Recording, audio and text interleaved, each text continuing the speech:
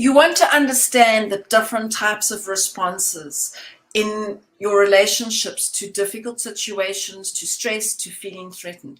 And this applies not just to relationships, this applies to things in life in general. And it matters because the way you respond in is either building your relationship up or tearing your relationship down.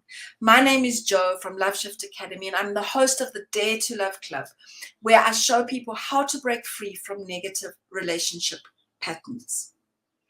So there are various responses we have to difficult situations.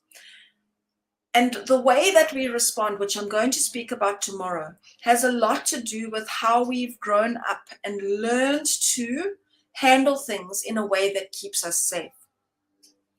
And the way that we respond in is natural. It's spontaneous in the moment. It might be quite difficult to do it differently to how we've ever done it. We don't necessarily think that much about the way that we respond, and we're certainly not meaning to cause harm to our relationship or even to the other person. Most often what we're doing is attempting to keep ourselves safe. So how do we respond when things get difficult? The first two are the most obvious, which is we go into either fight or flight. So with fight, we get very aggressive and defensive. We may raise our voice and shout. We might be quite overtly manipulative. We might be passive aggressive, where we're doing aggressive things, but it's not obvious. We try to do a sort of undercover. A good example is a teenager who's cross with their parents will go and slam the door.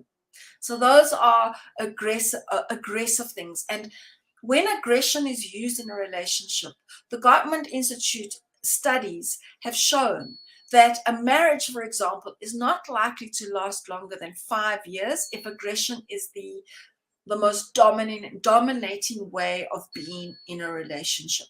And so many relationships go into that mode when people don't get what they want, is they just start to fight all the time.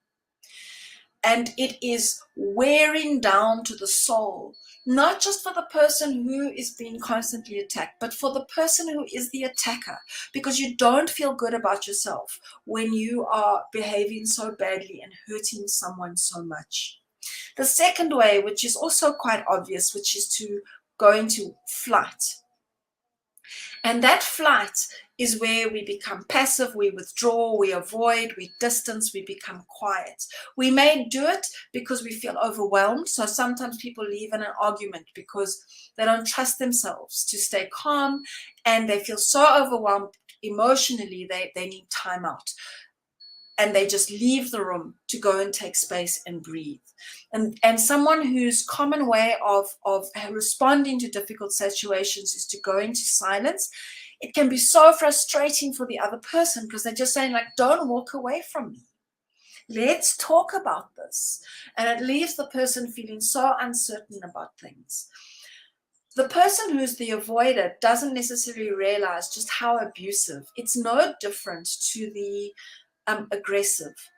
It's just as hurtful. It's just as abusive, because for the person who's been left behind, it can feel like abandonment and deep rejection.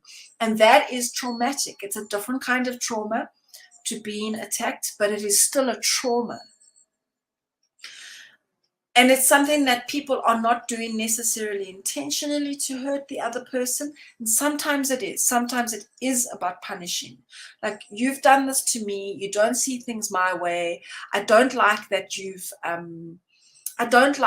didn't show up for a date. So I'm going to just be silent, and I'm going to show you the consequences of what you've done to me. The next responses are not as spoken about and not as obvious. So what happens is there's something called freeze and there's something called flop. So freezing is where you become, if you think of animals who play dead, they are still very much in a way in a state of fighting, but they're playing dead. Like, they're still very tense and they're playing dead. So much like the flight and fight, they're physiologically, your body is heightened, your heart rate is moving fast, you feel anger, you feel really alert, but you're freezing, and you're immobilized. So this, for example, has happened to me when I've been attacked. My response when I'm attacked is to not run away nor to fight, but to be absolutely frozen.